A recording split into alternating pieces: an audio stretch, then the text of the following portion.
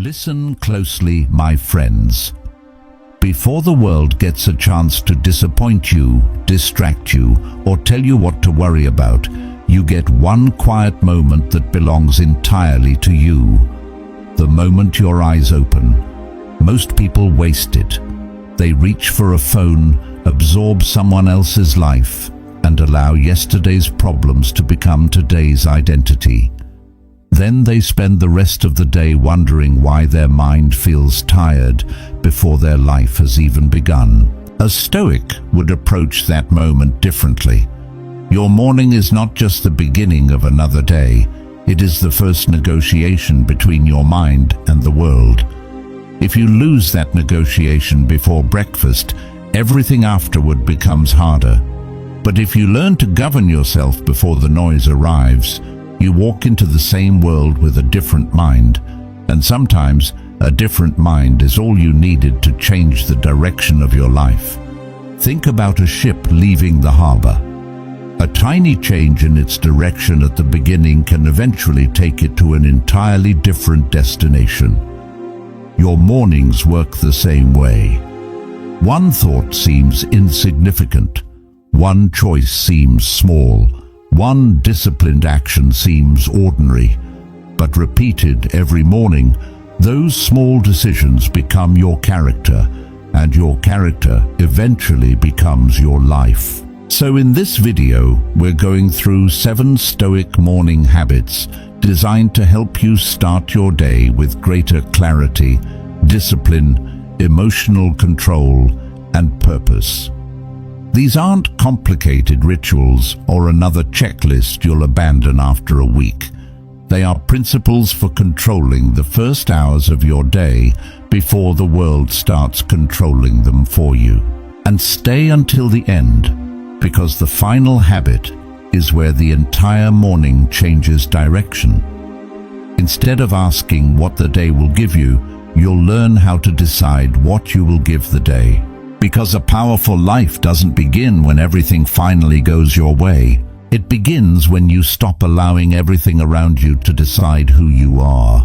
Habit 1. Win the first battle. Do not touch your phone. The first thing you reach for in the morning may be quietly deciding the quality of your entire day. Before your feet touch the floor, your hand reaches toward a glowing screen. One notification becomes 5. One video becomes 20 minutes. Someone else's success enters your mind. Someone else's argument becomes your emotion. And suddenly, before you have even spoken to yourself, the world has already spoken for you. This is not simply a phone problem. It is an attention problem. Your attention is the doorway through which information enters your mind, and whatever enters repeatedly begins influencing what you think about, what you desire, and what you believe deserves your energy. If the first thing your brain receives every morning is noise, comparison, urgency, and entertainment, you're training yourself to seek stimulation before purpose. The Stoics would have recognized the danger immediately. Epictetus built his philosophy around the distinction between what is within our control and what is not. Your notifications are not yours to control. Other people's opinions are not yours to control. The news cycle is not yours to control. But whether you surrender the first moments of your consciousness to those things, that decision is yours. Imagine a general entering a battlefield. Before the battle begins, he would not hand the enemy his map, his weapons, and the location of his strongest position, and then ask why he lost. Yet every morning, people do something surprisingly similar. They hand their most valuable resource, their attention, to strangers before they have even decided what matters to them. There is a reason this feels so powerful. Your brain does not experience every notification as meaningless information. Novelty and unpredictable rewards can pull attention strongly, especially when they arrive immediately after waking. That is why the phone can feel almost magnetic. It is not because you are weak, It is because you have built a system that rewards your attention before you have consciously chosen where to place it. Now imagine two people waking at 6:30 in the morning. The first spends the next 30 minutes consuming whatever the algorithm places in front of him.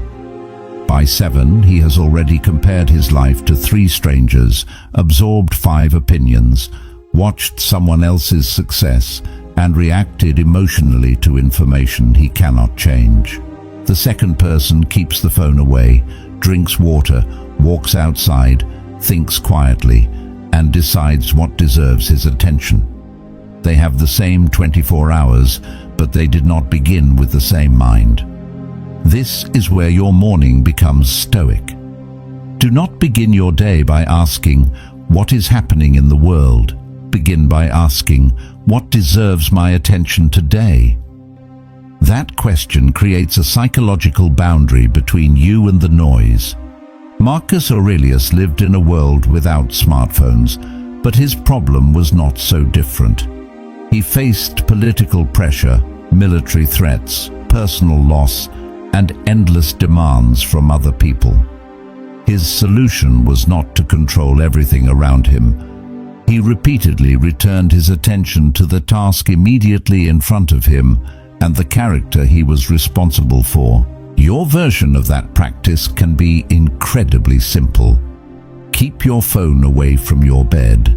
Give yourself the first 20-30 minutes without social media, messages, or unnecessary notifications.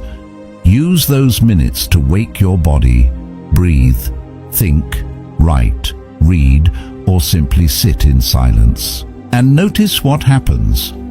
At first, your mind may tell you that you are missing something. That feeling is important because perhaps you are not missing anything. Perhaps you are finally noticing how addicted your attention has become to being interrupted. There is another reason this habit matters. When you protect the beginning of your morning, you create a small daily experience of self-command. You tell your brain, "I decide when the world gets access to me." That may sound like a tiny decision, but repeated every morning, it becomes evidence that you are capable of choosing your behavior instead of automatically obeying your impulses. And that is the deeper lesson. The goal is not to hate your phone. The goal is not to become disconnected from the world. The goal is to stop letting instant stimulation become your first command of the day. Because if the first battle you fight every morning is the battle for your attention, and you win it, you enter the rest of the day with something far more valuable than extra screen time. You enter it with yourself. And tomorrow morning, before you ask what the world wants from you, pause for 1 second and ask, "What do I want my mind to become today?" Because the answer may determine far more than what you do before breakfast. It may determine who you become by the end of the year. Habit 2. Meet your mind before you meet the world. There is a strange way modern life begins. Your body wakes up, but before your consciousness has fully settled, the world is already demanding a response. A message needs an answer. A deadline exists. Someone has posted something. Someone needs something from you. And without realizing it, you begin the day in reaction mode. You haven't chosen your direction. You've simply started responding to everyone else's. A Stoic morning begins differently. Before you ask what happened yesterday, what might happen today, or what someone else thinks about you, stand still long enough to hear your own mind. Not every thought deserves belief, but every morning deserves a moment of awareness. There is a difference between being alone with your thoughts and being controlled by them. The first creates clarity. The second creates chaos. Imagine waking in a room filled with dozens of voices speaking at once. One voice says you're behind. Another says you're not good enough. Another reminds you of yesterday's mistake. Another predicts something will go wrong. If you immediately believe every voice, the room becomes unbearable. But if you simply observe them without obeying them, something changes. The voices are still there, but they no longer own the room. This is where Stoic philosophy becomes deeply practical. The Stoics understood that an event and our judgment about that event are not the same thing. A difficult thought appearing in your mind is not a command. Anxiety is not a prophecy. Anger is not an instruction. Fear is not always evidence of danger. Your first mental reaction may be automatic, but what you do with it can become deliberate. Modern psychology gives us a similar insight through the idea of metacognition, the ability to observe your own thoughts rather than automatically becoming absorbed in them. When you can notice, "I'm having the thought that today is going to be terrible," you create distance between yourself and the thought. That tiny distance can become the space where choice begins. So give yourself a few quiet minutes every morning. Don't immediately fix anything. Don't immediately consume anything. Don't immediately escape anything. Observe. Ask yourself, what am I feeling right now? What am I worried about?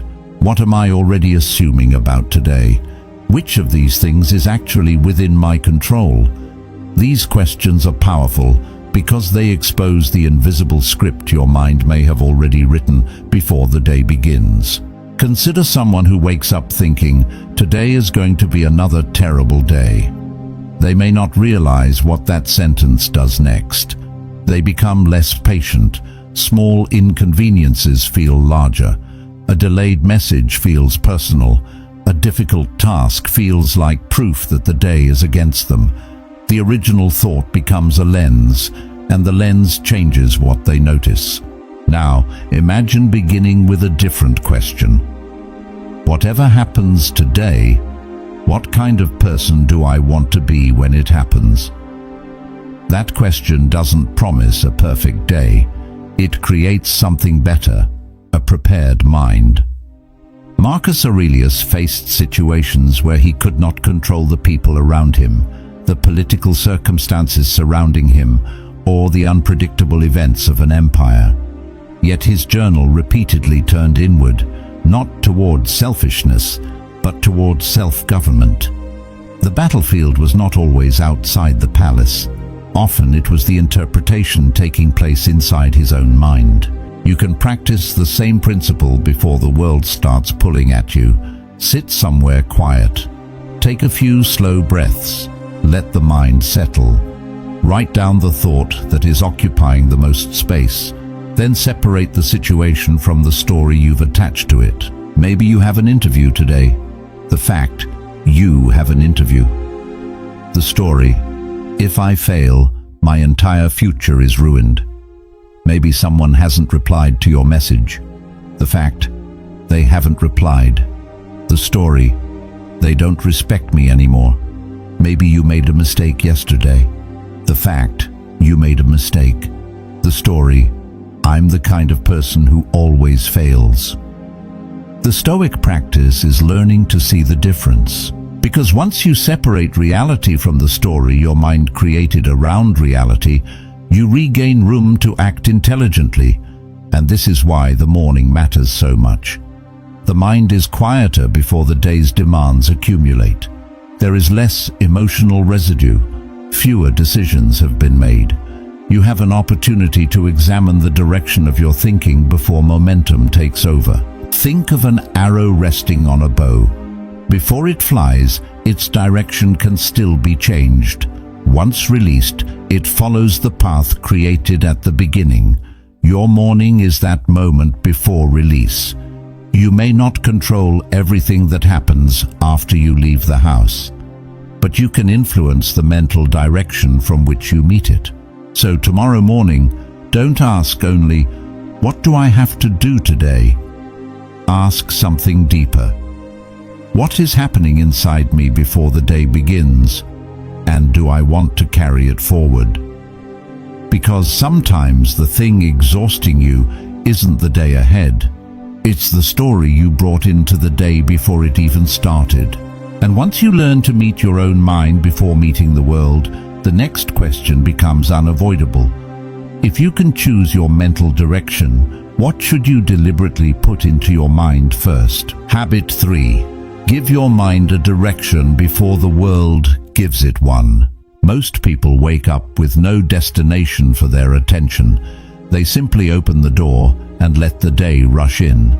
One headline, one message, one argument, one comparison, one unfinished problem, and suddenly their mind is carrying 10 different priorities before they have chosen a single one. A mind without direction does not remain empty. It gets occupied by whatever is loudest. This is why a Stoic morning needs intention, not a complicated schedule, not a perfect productivity system. One deliberate decision about what matters most today. Because if you don't decide what deserves your energy, urgency will decide for you. And urgency is rarely the same thing as importance. Think about a person entering a crowded railway station without knowing where they are going. Every train is moving. Every announcement is loud. Thousands of people are walking in different directions. If they simply follow whichever sound is closest, movement is guaranteed, but arrival is not. Your morning can look exactly like that. Constant movement without meaningful progress. The Stoics were obsessed with this distinction. Marcus Aurelius repeatedly reminded himself to return to the task directly in front of him, not the entire future, not every possible problem. This task, this moment, this responsibility. That is a radically different way of living from allowing your mind to scatter itself across everything that could possibly happen. Before your day begins, choose one thing that would make the day meaningful, even if everything else became messy. It could be finishing an important piece of work, having a difficult conversation honestly, training your body, studying without distraction, spending meaningful time with your family. The specific action matters less than the principle. Give your mind a target before the world gives it distractions. There is also a deeper psychological reason for this. Every day contains more potential tasks than your attention can realistically handle. Your brain must prioritize. When you deliberately identify a priority, you reduce the number of competing decisions later. Instead of repeatedly asking, "What should I do now?"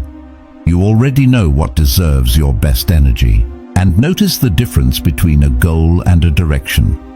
A goal says, "I must finish everything today." A direction says, "Today I will protect the work that matters most." The first can create pressure.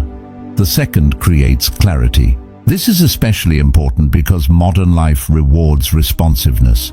Someone sends a message, you answer. An email arrives, you check it. A notification appears, you open it. Someone else announces a problem, you immediately move toward it. Eventually, your entire day becomes a collection of reactions to other people's priorities. Then at night you wonder why you were busy all day but accomplished so little. You were moving, but you were not steering. There is an old story about Michelangelo looking at a block of marble. To someone else, it was simply a massive piece of stone. To him, it contained a form waiting to be revealed. Whether every detail of the story is historically accurate is less important than the principle. Mastery begins with seeing what matters before you begin removing everything that doesn't. Your morning can work the same way. Before the noise arrives, decide what deserves to remain. What can wait? What is unnecessary? What would you regret neglecting? What action would make you respect yourself tonight? These questions sharpen the day before the day has a chance to blur it. And don't choose 10 priorities. Choose one. Because when everything becomes important, nothing receives your full attention. Imagine a magnifying glass under the sun. Scattered light warms your hand. Focused light can generate enough heat to burn through material. Your attention works the same way. Scattered attention creates activity. Concentrated attention creates force. This is why your first meaningful decision should not be, how much can I accomplish today? It should be, where will I place my best attention? And once you answer that, protect it. Don't give your strongest mental hours to meaningless scrolling and your exhausted leftovers to the work that could change your life. Don't spend the first part of your day consuming other people's priorities and then complain that you have no energy for your own. Give your best attention a worthy destination. That is not selfishness, that is stewardship. Because your attention is one of the few resources you spend every day without knowing exactly how much remains. So tomorrow morning, before you open another app, answer one question. What is the one thing today that deserves the best version of me? Write it down. Then do something unusual. Protect it before protecting everything else. Because a powerful morning isn't one where you accomplish 20 things. It's one where you refuse to let 20 meaningless things steal the one thing that actually matters. And once your mind has a direction, there is another battle waiting. Can you move toward that direction before comfort convinces you to turn back? Habit 4. Do something difficult before your mind can negotiate. There is a moment every morning when your mind begins bargaining with you. 5 more minutes. I'll do it later. Today I'm tired. Tomorrow I'll start properly. The negotiation sounds harmless because the decision is small, but every time you surrender to that voice, you're teaching yourself something much larger, that your immediate comfort has authority over your intention. A Stoic morning interrupts that pattern. Before comfort becomes persuasive, deliberately do one thing you would normally postpone. Get out of bed when you said you would. Step outside. Train. Read something difficult. Begin the task you've been avoiding. The objective isn't to make your morning miserable. It is to give your mind early evidence that your decisions are stronger than your impulses. Think about a person standing at the bottom of a cold mountain trail before sunrise. The path is steep, the air is sharp, and every instinct says to remain where it is warm. But the first step changes the psychology of the entire climb. The mountain hasn't become easier. The person has simply stopped negotiating with it. This principle reaches far beyond physical discipline. Every difficult thing you willingly approach in the morning strengthens your relationship with discomfort. You begin discovering that discomfort is not automatically a warning sign. Sometimes it is simply the sensation of doing something that matters before your brain has found a convenient excuse. That distinction is important because the human brain naturally tends to conserve effort.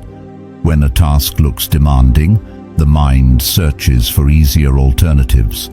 This is useful when you're conserving energy in a genuine emergency, but dangerous when every uncomfortable task gets interpreted as something to escape. If avoidance becomes your automatic response to discomfort, your comfort zone quietly becomes your prison. Look at the lives of people who mastered difficult crafts. A concert pianist doesn't become exceptional because they practice only when practice feels inspiring. An elite athlete doesn't train only on mornings when motivation arrives. A scientist doesn't continue researching because every experiment works. Their advantage comes from something less glamorous. They learned to act even when the emotional invitation to act was absent. The Stoics called this kind of discipline a form of freedom. Epictetus taught that freedom is not simply getting everything you want. It is becoming less enslaved by impulses that control you. If your mood decides whether you exercise, your mood becomes your master. If comfort decides whether you begin, comfort becomes your master. If fear decides whether you speak, fear becomes your master. But there is a deeper layer. The difficult action itself is not the transformation. The meaning you attach to the action is. If you wake up early thinking, "I hate this," I have to suffer because successful people suffer, you are building resentment. But if you think, I am practicing the ability to keep my word to myself, the same action becomes character training. One creates punishment, the other creates identity. This is why your first difficult action should be chosen carefully. It doesn't need to be extreme. In fact, something ordinary may be more powerful. Make your bed. Take a walk without your phone. Spend 10 minutes reading instead of scrolling. Finish the first page of the work you've been avoiding. Put your room in order. Do the small thing you promised yourself you would do. Then notice something. Your brain begins collecting evidence. I said I would do it, and I did. Tomorrow the evidence is still there. I said I would do it, and I did. Eventually, those tiny victories become something larger than motivation. They become self-trust. And self-trust changes the way you enter the world. A person who repeatedly breaks promises to themselves becomes hesitant when setting new goals. Somewhere underneath the ambition is a quiet suspicion. Will I actually follow through this time? But the person who repeatedly keeps small promises begins carrying a different internal voice. If I decide to do something, I can rely on myself. That is powerful, because confidence isn't always loud. Sometimes confidence is simply knowing that when the difficult moment arrives, you won't immediately abandon yourself. There is another reason this belongs in the morning. The first difficult action creates momentum before the world has a chance to consume your attention. You begin the day with an act of agency rather than reaction. You don't wait for discipline to appear. You practice discipline until it becomes easier to access. And remember, the goal is not to turn every morning into a military camp. Stoicism isn't about unnecessary suffering. It is about refusing to become dependent on comfort for your ability to function. So tomorrow, choose one small thing you have been avoiding. Do it before the excuses become sophisticated.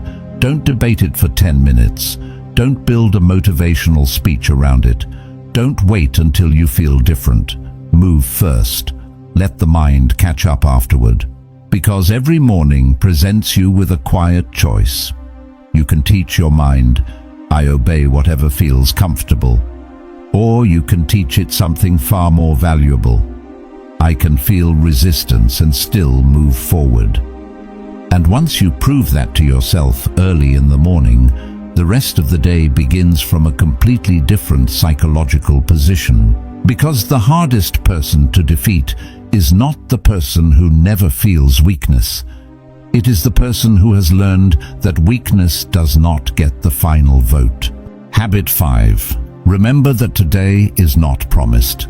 There is a thought most people avoid because it feels uncomfortable. This day is not guaranteed to you, not tomorrow, not next month, not even the next hour. We move through life as if time belongs to us, as if another morning is automatically waiting whenever we are ready for it. But the Stoics deliberately confronted impermanence, not to become pessimistic, but to become awake. Before you begin your morning, remember that you have been given something that millions of people would desperately want. Another ordinary day, another sunrise, another chance to speak to someone you love, another opportunity to correct a mistake, another opportunity to do the work you kept postponing. What feels ordinary while you have it can become priceless the moment you realize it could disappear. Marcus Aurelius repeatedly reflected on the temporary nature of human life. He wasn't trying to make himself miserable. He was trying to remove the illusion that there would always be more time. When you remember that life is finite, trivial things begin losing their power. A rude comment becomes smaller. A pointless argument becomes less attractive. The need to impress everyone becomes strangely exhausting. Imagine someone receiving a letter that says they have exactly 1 year left to live. Suddenly, They don't spend that morning obsessing over whether a stranger liked their photograph. They don't waste an hour proving themselves to someone who doesn't matter. They call the person they love. They work on something meaningful. They notice the sunlight through the window. The world hasn't changed. Their awareness of time has. You don't need a diagnosis or a tragedy to develop that awareness. You can practice it while life is still normal. Before touching your phone, sit for a moment and tell yourself, I have this day. I do not know how many more I will receive. Then ask, if this were the last ordinary morning of my life, what would deserve my attention? That question can expose priorities with frightening accuracy. Would you really spend the first hour comparing your life to strangers? Would you really carry yesterday's insult into today? Would you postpone the conversation that matters? Would you keep waiting for the perfect moment to begin becoming the person you know you could be? The Stoics used mortality as a lens because it stripped away unnecessary drama.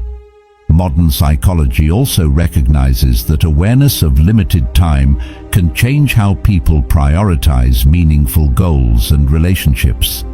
When time feels unlimited, delay feels harmless. When time feels finite, delay becomes expensive. And there is a subtle danger here. You can lose your life without losing it all at once. It happens in tiny pieces. One morning wasted, one conversation postponed, one dream delayed, 1 year spent saying, I'll do it when things settle down. Then another year, then another. The tragedy is not always that life ends. Sometimes it is that we were physically present while mentally waiting for life to begin. So let this morning practice become a reminder. Don't postpone your life to some imaginary future version of yourself.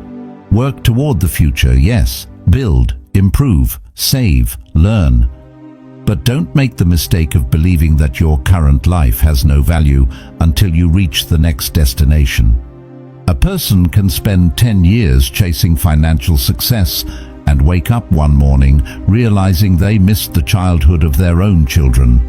Another can spend years trying to become impressive while quietly becoming a stranger to themselves. Someone else can spend every morning worrying about a future that never arrives while ignoring the only moment they can actually live. This is why Stoic reflection on mortality is strangely liberating. It doesn't tell you life is short, so panic. It tells you life is short, so pay attention. There is a difference. When you remember that the clock is moving, you stop treating every moment as disposable. You become more selective about what deserves your anger, more intentional about what deserves your energy, more grateful for what you normally overlook. And perhaps most importantly, you stop waiting for perfect conditions before allowing yourself to live. Tomorrow morning, look at the sky for a few seconds. Feel the air. Notice that you are here. Then remember, this exact morning will never return. You may experience another morning, but never this one. That realization should not make you afraid of time. It should make you unwilling to waste it. And when you begin the day with that awareness, even an ordinary morning starts carrying a different kind of weight, because you finally understand that ordinary moments are often the ones you will someday wish you could have back. Habit 6. Choose your response before life chooses it for you. Most people don't begin their morning with a decision. They begin with a prediction. They wake up and immediately imagine what could go wrong, who might disappoint them, what problem might appear, or how difficult the day will be. Before anything has actually happened, they have already rehearsed their emotional reaction to it. A Stoic does something radically different. Prepare the mind without pretending to control the future. You don't wake up expecting a perfect day. You wake up knowing that something may interrupt you, frustrate you, delay you, criticize you, or change your plans, and you quietly decide that none of those events will automatically decide your character. This is one of the deepest Stoic practices. Negative visualization. The purpose isn't to become gloomy, it is to remove surprise from difficulty.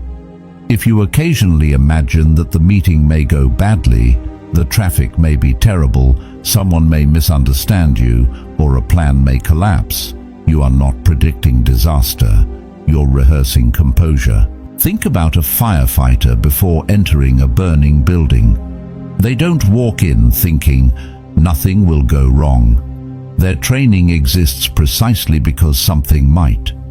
They have practiced what to do when visibility disappears, when heat rises, when the obvious exit is blocked. Preparation doesn't eliminate the fire. It changes the person walking into it. Your morning can contain the same kind of mental preparation. Before the day begins, ask yourself, what might test my patience today? What might tempt me to lose control? What situation could pull me into an emotional reaction? Then ask the more important question, who do I want to be when it happens? Notice the difference.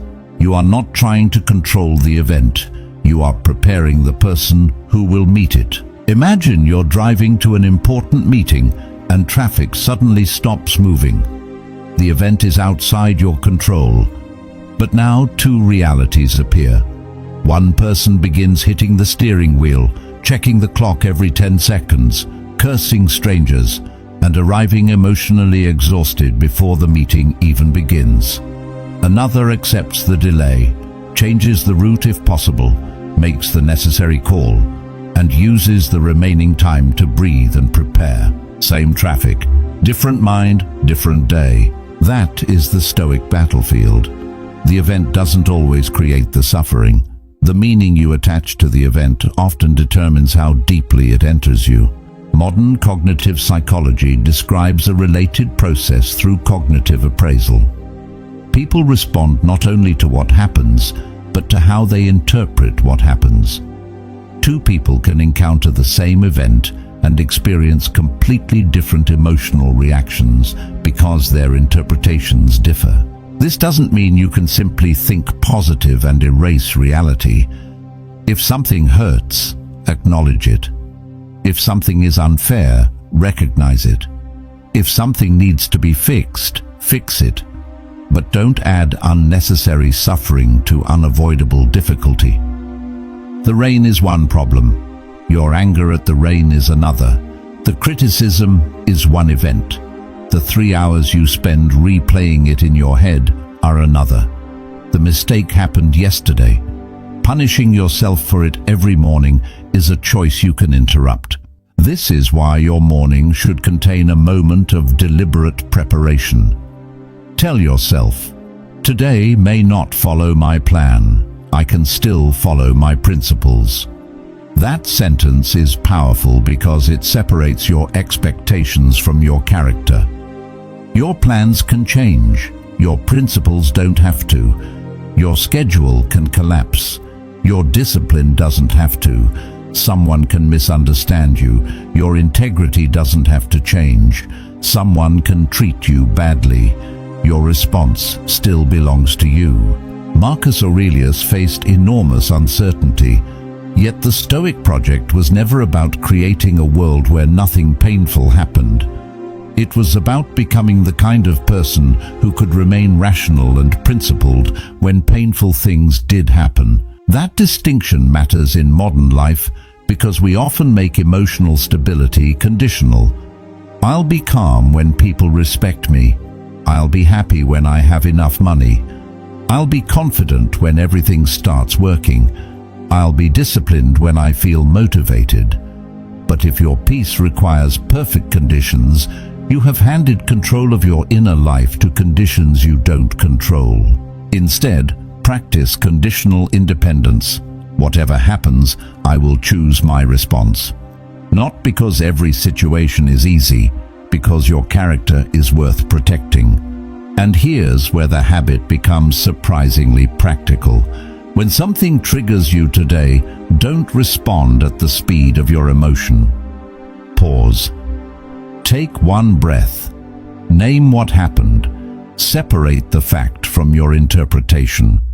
Then choose your response. That pause may last only 2 seconds, but sometimes 2 seconds is the distance between instinct and wisdom, between saying something you cannot take back and remaining silent, between escalating a conflict and ending it, between abandoning your values and acting according to them. So tomorrow morning, don't ask the universe to give you an easy day. Ask yourself for something stronger. Give me the discipline to remain myself when the day becomes difficult. Because you don't become stoic when nothing disturbs you. You become stoic when something does, and you discover that it no longer has the power to decide who you become. Habit 7. Train your mind to want less, not because you deserve less, but because you need less to be free. One of the quietest forms of slavery is needing everything to go your way before you can feel at peace. You need the perfect morning, the perfect response, the perfect relationship, the perfect income, the perfect body, the perfect future. And because reality refuses to become perfect, your mind remains permanently dissatisfied. The more conditions you require for peace, the more opportunities life has to take your peace away. The Stoics challenged this hunger for excess by practicing voluntary simplicity. They understood something uncomfortable. Desire can become an invisible leash. The more things you believe you must have, the more power those things gain over you. Epictetus wasn't powerful because he controlled everything around him. His philosophy aimed at becoming internally free enough that losing external things would not destroy his character. Look at modern life. Someone wakes up and checks their bank balance. Another checks how many people viewed their story. Another looks at someone else's body and immediately feels behind. Another opens their inbox and measures their worth by whether someone important replied. Before breakfast, they have already asked the outside world to tell them whether they should feel successful. That is an exhausting way to live. Your morning should remind you that your value existed before the notifications arrived, before the money, before the praise, before the achievement, before anyone approved of you. A useful practice is to deliberately experience small amounts of simplicity. Drink ordinary water. Walk without headphones. Sit without entertainment. Wear something comfortable without obsessing over appearance. Eat without scrolling. Spend a few minutes doing absolutely nothing productive. At first, the mind may become restless. That restlessness is information. It shows you how accustomed you have become to stimulation. There is a reason sensory deprivation can feel uncomfortable. When external stimulation decreases, internal thoughts become more noticeable. You suddenly hear the thoughts that constant entertainment was covering. And instead of immediately escaping them, you can learn to sit with them. Think about a wealthy person who owns everything except the ability to be alone with their own mind. Their house is enormous, their schedule is full, their possessions are expensive, but silence feels unbearable. Now imagine another person with far less who can sit on a balcony with a cup of tea and genuinely feel at peace. Who is richer in that moment? The answer has little to do with money. It has everything to do with dependency. This doesn't mean rejecting ambition. Stoicism isn't telling you to stop building, earning, improving, or pursuing excellence. It is telling you to stop making your inner stability dependent on the outcome. Want the promotion. Work for it. But don't make your identity depend on receiving it. Want a better body. Train for it. But don't hate the body you have while building the one you want. Want financial freedom. Build it. But don't postpone every moment of gratitude until the number in your account changes. That distinction is incredibly powerful. Desire something without becoming its prisoner. Marcus Aurelius lived surrounded by wealth and power, yet repeatedly reminded himself that external status was temporary. A crown could not make a person virtuous. Possessions could not guarantee peace. Reputation could disappear long after the person stopped caring about it. And that is where this morning habit becomes practical. Before the day begins, ask yourself, what do I believe I need today in order to be okay? Then challenge the answer. Do you really need everyone to understand you? Do you really need every plan to work? Do you really need constant entertainment? Do you really need someone's approval before you can respect yourself? Do you really need today's outcome to prove that you're moving forward? Maybe you want those things, but wanting and needing are not the same. A person who says, I would love to have this, but I can remain whole without it, possesses a kind of psychological strength that possessions cannot buy. Because now the world has fewer buttons to press. Someone can criticize you. You remain steady. Someone can reject you.